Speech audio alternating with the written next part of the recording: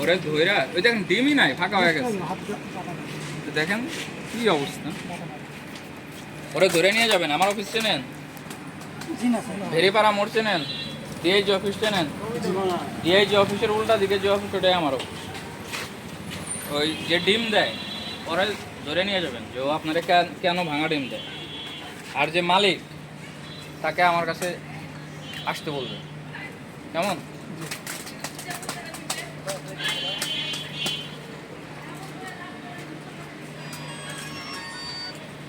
একটা ডিম ভালো নয়, একটা ডিমও ভালো।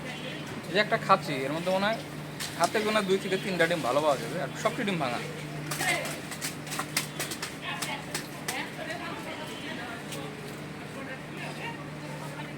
ভালো দিয়েছে না, আমরা একটু সুস্থ হয়েছি, আমরা তো সুস্থ হয়েছি।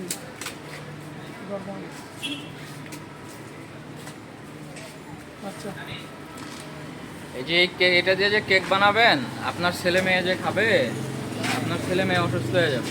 এই যে এখন আপনি এই যে এখানে কাজ করতেছেন, মনে করতেছেন যে মালিকের পক্ষে কথা বললে ভালো। আপনি নিজেও জানেন না যে আপনার ছেলে মেয়ের জন্য আপনি এমন রোগ নিয়ে যেতেছেন যেটা এখানকার সারা জীবনের বেতন দেওয়া সারাইতে পারবেন না। টানলে ফুট ভাঙে বুঝতে পেরেছেন? টানলে ভাঙছে তাহলে কি ইয়ে হয়ে গেছে তো, গাছ হয়ে গেছে।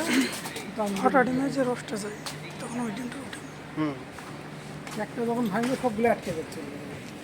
আপনারা পচা ডিম নিবেন কেন? আপনারা একটা ডিম ভাঙে দিবে, সেটা আপনি কেন নেবেন? নিশ্চয়ই আপনার সাথে চুক্তি আছে যে ভাঙাচোরা ডিম দিলে দাম কম দিব, এরকম কোনো চুক্তি আছে? আদারওয়াইজ তো আপনি নেবেন না। এই সত্যি কথাটা বলেন যে আসলে ঘটনা কি। এবং এটা যদি সত্যি হয় তাহলে যে ডিম সেল করতেছে ওকেও আমি ধরবো, আপনাদেরকেও আমি ধরবো। আর যদি এটা মিথ্যা হয় তাহলে শুধু আপনাদেরকে ধরবো। যদি ঘটনা হয় যে ওরা ভালো ডিম দেয়, আপনারা এখানে নিয়ে নষ্ট করেন, তাহলে আমরা এই কাজটা করবো।